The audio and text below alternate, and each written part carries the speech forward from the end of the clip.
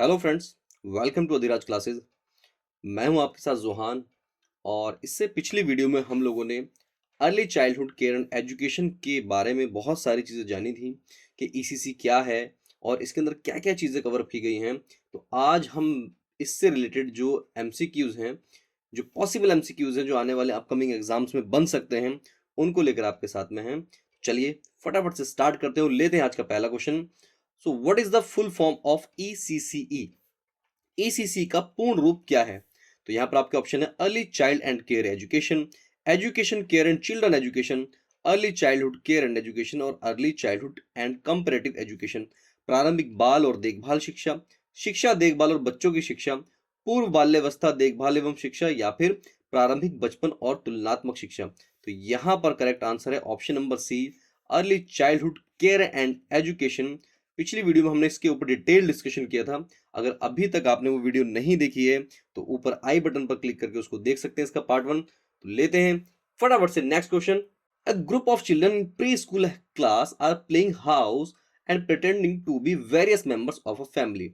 Engaging in this type of socio-dramatic play is important to children's development primarily because it allows them to। पूर्व स्कूली कक्षा में बच्चों का एक समूह घर घर खेल रहा है और एक परिवार के विभिन्न सदस्य होने का नाटक कर रहा है। इस प्रकार के सामाजिक नाटकीय खेल में शामिल होना मुख्य रूप से बच्चों के विकास के लिए महत्वपूर्ण है, क्योंकि यह उन्हें इसकी अनुमति देता है तो learn important differences in family roles, explore and manipulate group dynamics, mimic codes of behavior they witness in the adult world, think and behave in more complex ways in a risk-free environment।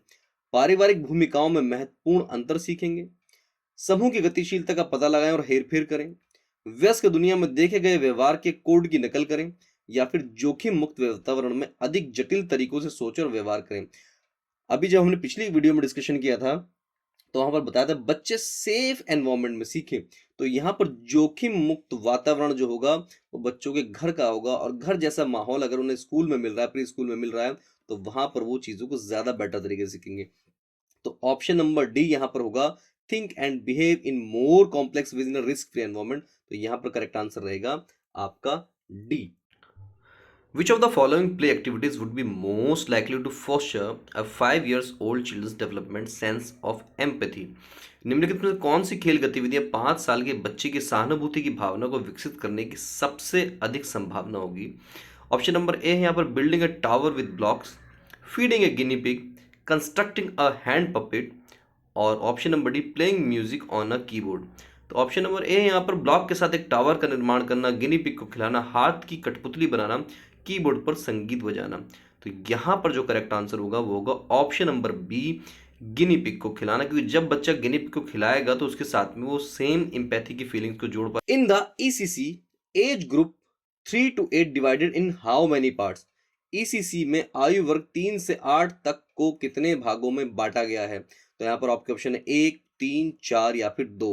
तो यहाँ पर correct answer है ECC का जो age group है 3 to 8, उसको 2 parts में बांटा गया है। और वो कौन कौन से पार्ट है इसका प्लीज आप आंसर कमेंट बॉक्स में बताइए। In the early incentive programs of ECC which age is recommended? ECC के प्रारंभिक प्रोत्साहन कार्यक्रमों में किस उम्र की सिफारिश की जाती है, ये की गई है?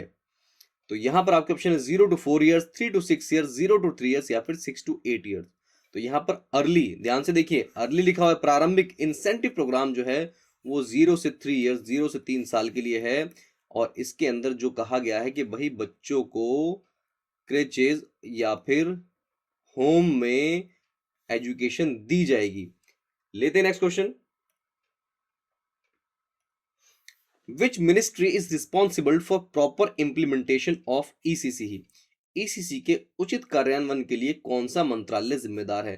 भाई किसकी रिस्पॉन्सिबिलिटी बनती है इस ECC को प्रॉपर वे में इंप्लीमेंट कराने की? तो यहाँ पर आपके ऑप्शन है शिक्षा मंत्रालय, ministry of education, ministry of women and child development, ministry of health and family welfare, ministry of tribal affairs या फिर ऑल ऑफ द अबव। तो मैंने जो वहां पर बताया था आपको कि 4 मंत्रालय हैं जो कि ईसीसी के प्रॉपर क्रियान्वयन के लिए, प्रॉपर इंप्लीमेंटेशन के जिम्मेदार हैं। तो यहाँ पर ऑल ऑफ द अबव है, उपरोक्त तो सभी यहाँ पर करेक्ट आंसर होगा। चारों ही जो डिपार्टमेंट्स हैं, मंत्रालय हैं, मिनिस्ट्रीज हैं, ये रिस्पॉन्सिबल हैं ईसीसी के प्रॉपर इंप्लीमेंटेशन के लिए। लेते हैं next question. Child's dash development, physical, social, emotional, cognitive and language development. बच्चे का डैश विकास अर्थात शारीरिक, सामाजिक, भावनात्मक, संज्ञानात्मक और भाषा विकास है। तो इन चार ऑप्शन में से क्या है? Holistic development, personality development, social development या फिर ऑल ऑफ द अबव, या फिर समग्र विकास, व्यक्तित्व विकास, सामाजिक विकास या फिर उपरोक्त सभी। तो यहां पर बात आती है, ईसीसी बात करता है कि भाई ओवरऑल डेवलपमेंट की बात करता है, होलिस्टिक डेवलपमेंट की बात करता है, समग्र विकास की बात करता है। तो यहां पर option A will be the right answer. लेते हैं next question. The other components for the holistic ECC programs such as. समग्र विकास के लिए ईसीसी कार्यक्रम के लिए अन्य घटक कौन कौन से हैं? जैसे पोषण, स्वास्थ्य और स्वच्छता, सुरक्षा या फिर उपरोक्त सभी। Nutrition, health and hygiene, protection या फिर ऑल द अबव। तो यहाँ पर करेक्ट आंसर है ऑप्शन नंबर डी, उपरोक्त सही। ये तीनों कंपोनेंट भी बहुत ज्यादा जरूरी हैं ईसीसी के होलिस्टिक डेवलपमेंट के अंदर जब हम बात करते हैं।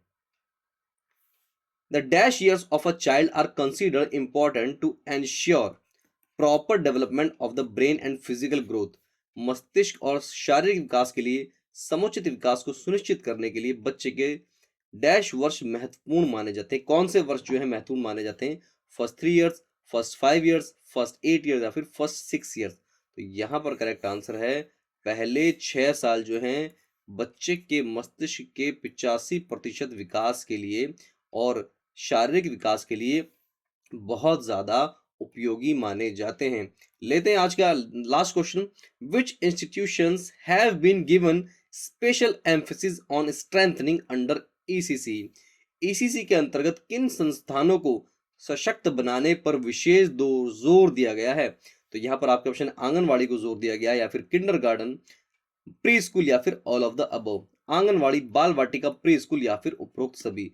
तो यहाँ पर करेक्ट आंसर है उपरोक्त सभी। ईसीसी के अंदर इन तीनों को ही सशक्त बनाने के लिए, स्ट्रेंथन करने के लिए बात की गई है।